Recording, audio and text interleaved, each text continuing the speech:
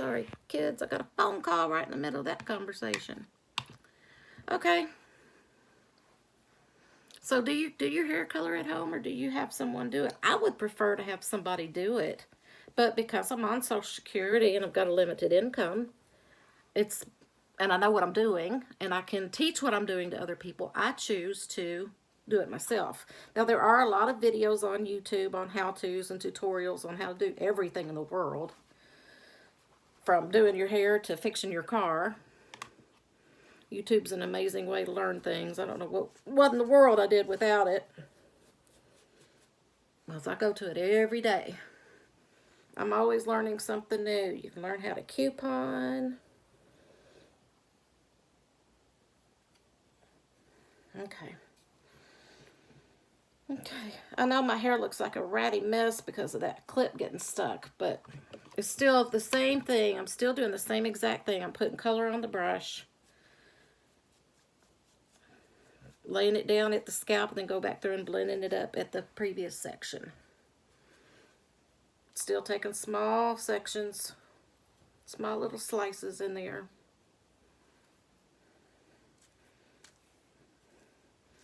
Okay, hair, chill out just a little bit. Will ya? Believe it or not, you can't tell by looking at this, but I have curly hair. And you'll see, because I'm going to do after I get the color done and washed, you'll be able to see it. So you do, after you get your color put on, you do have to wash it. Some recommendations of some colors say to use shampoo, and some say do not use shampoo. So make sure you read your instructions thoroughly, because every product is different. There are different types of color, and I'll talk about that while I'm doing this. There is permanent color like I'm using. That means it lasts until it grows out. Semi-permanent color is something that lasts about 12 washes. So depending on how often you wash your hair, it depends on how long it lasts. If you wash it every day, it's not going to last as long. And then there's demi-permanent, or demi-permanent, however you want to say it. And that usually lasts 6 to 10 washes. So that's good for when you just want to change. And you know, a lot of people are putting the really different colors in their hair now. Pinks and purples and lavenders and greens and blues and all that kind of stuff. It's good to use a demi-permanent color when you're doing that. So that way you're not married to that color until it grows out.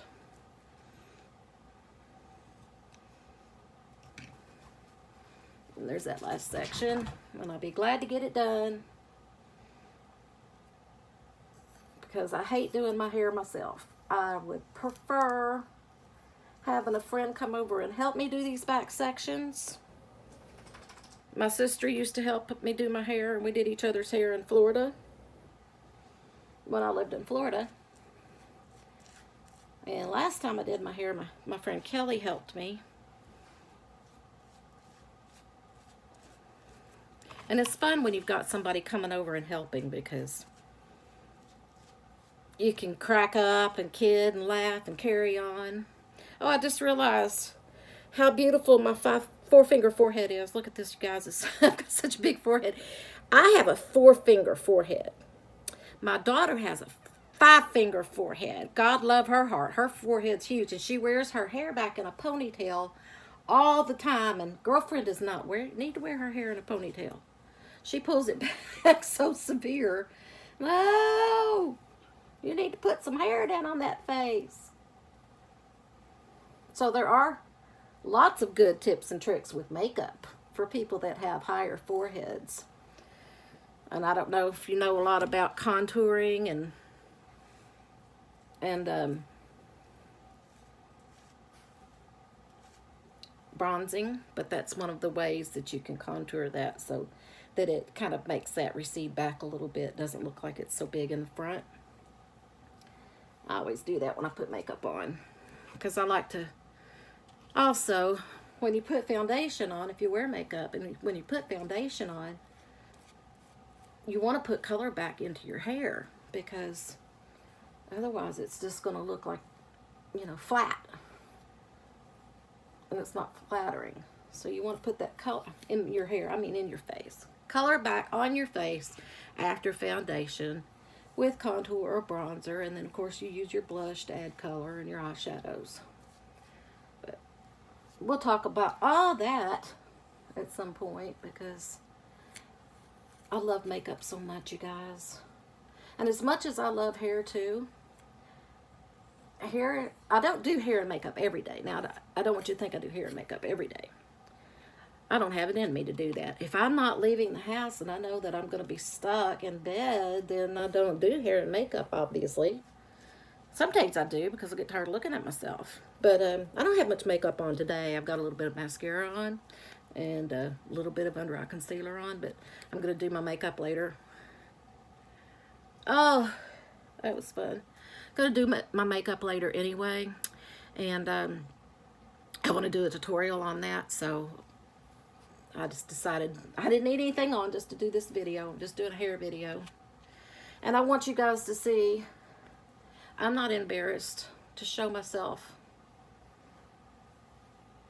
without makeup. Some people, I feel like I'm one of these people because I've got white eyelashes, so much fun, and such small eyes, and I feel like I look so much better with makeup. But not everybody has to wear makeup. I feel like I'm one of those people that really needs it. But there's a lot of people that they don't need it. And it's not to do with age or anything. It's just to do with their coloring. And for me, my face is pretty clear of acne. I don't have anything like that. Sometimes, of course, I get a breakout here and there. But for the most part, my skin's pretty good. But I do have redness, and I have some rosacea that pokes through, gets flared up from time to time, and so because of the unevenness, and because of the fact that I'm 54 and I'm getting age spots, I don't like it. I don't like it a little bit, not even a little bit. So, because of those little dark spots that are coming in, I certainly don't look even in my skin tone.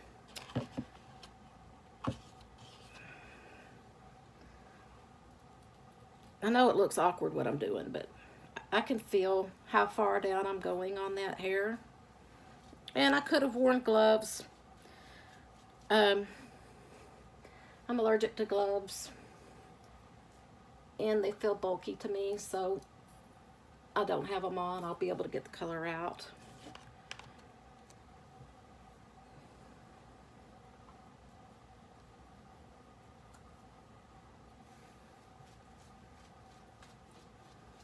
And if my hand's stained just a little bit, I don't care. It doesn't bother me. Now, I'm going to go back through and pull that color down where it's darker. The color doesn't lift color, but because I'm using a 40 volume developer, it will help to lighten it a little bit.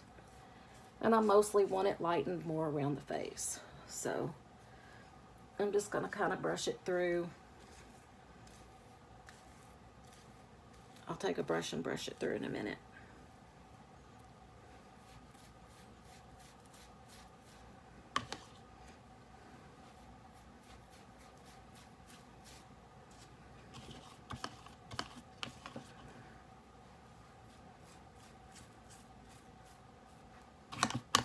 And I'm just about empty here. Just kind of cleaning out the bowl. Getting every little trace of color that I've got left in there. And again, like I said, I'm just going to kind of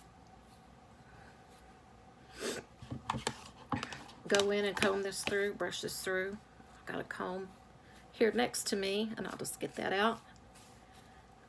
And then I'm going to leave this on for 40 minutes. So let me check the time. Okay.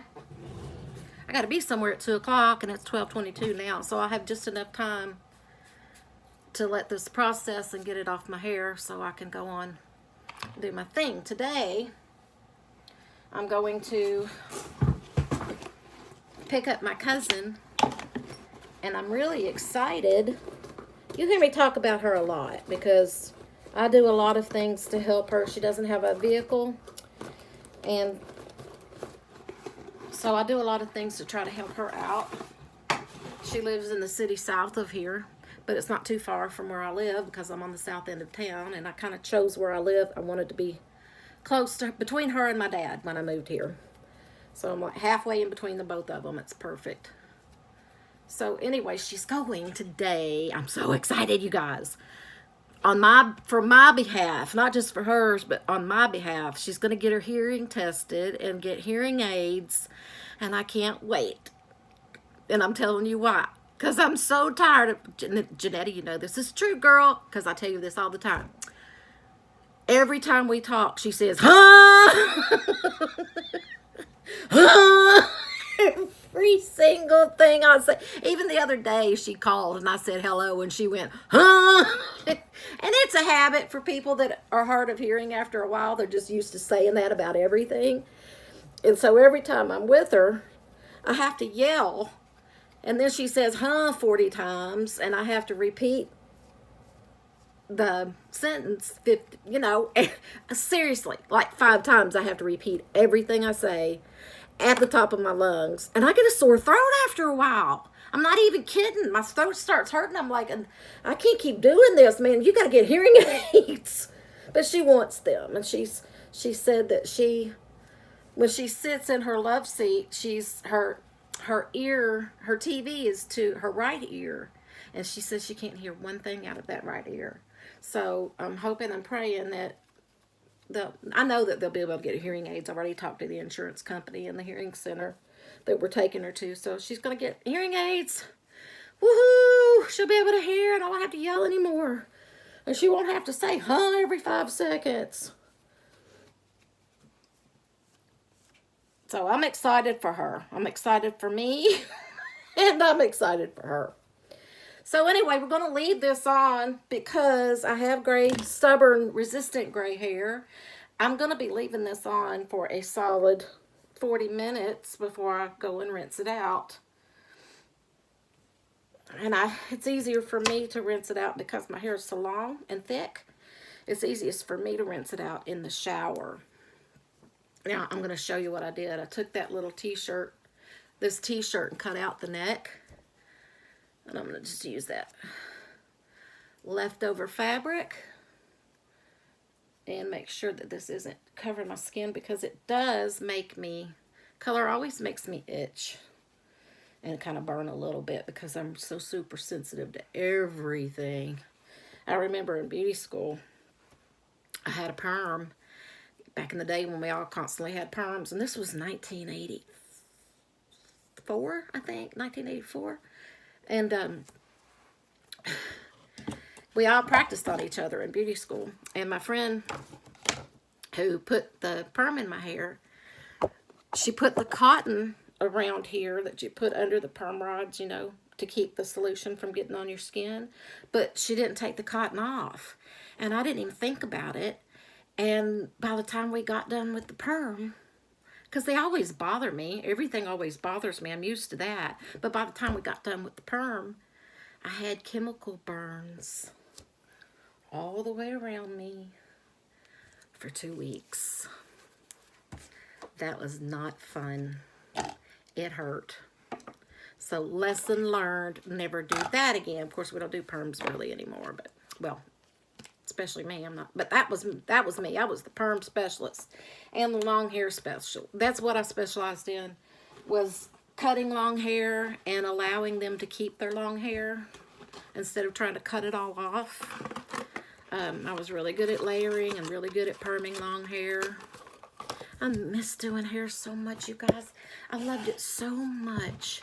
And I did nails too, but the whole reason I went to beauty school was because I wanted to be an esthetician and do skincare and makeup. That's really the whole reason I wanted to go, because they didn't have a separate esthetician school. So I went to cosmetology school to get the full degree, and then once I started doing hair, I loved doing hair so much. It's just fun for me, man. I just love cutting hair. And And then I worked for Matrix International Hair Care, and I was a technical advisor with them. And I went to and worked at hair shows, but then I also would go into salons, and they would call the company, and I would be the person that would go into salons locally, different salons in our region, and teach them how to do advanced hair color and perm and all the different techniques that you learn at a hair care company. They were a great company. They even had a college. They even had college courses that literally were college courses that you could take. Anyway, then I went to work at Toyota. Oh, did I say Toyota? Yeah, I worked at Toyota, and that's where I got hurt. So anyway, I don't do any of that anymore. But on the side, I like to do it for myself, and I do it for my cousin and one friend, and that's it. That's it. That's all I do. That's all I can handle. It's even sometimes too much for me. But my friend's always, can you do my nails? And then she'll call me, can you do my nails again? I'm like, no, I just taught you how to do your nails. Well, I forgot. Can you do them again? I'm like, no, but I'll teach you how to do them again. So I want to show you guys how to do stuff. Like I have short nails, and I need to I do a dip method on my nails just to keep them stronger. I'm keeping them short now for a reason, because I've got a bunch of typing to do for my job, and I need, on the computers, I can't have long nails and do the computer. I can't do it. So I'm going to be, I just keep them short and keep what they call, a lot of people call it SNS. SNS is really the name of a company. But that's what all these salons call it. But it's really just a dip nail acrylic system. That's all it is. But I'm going to show you how to do that too. So hang in there. I'll be back.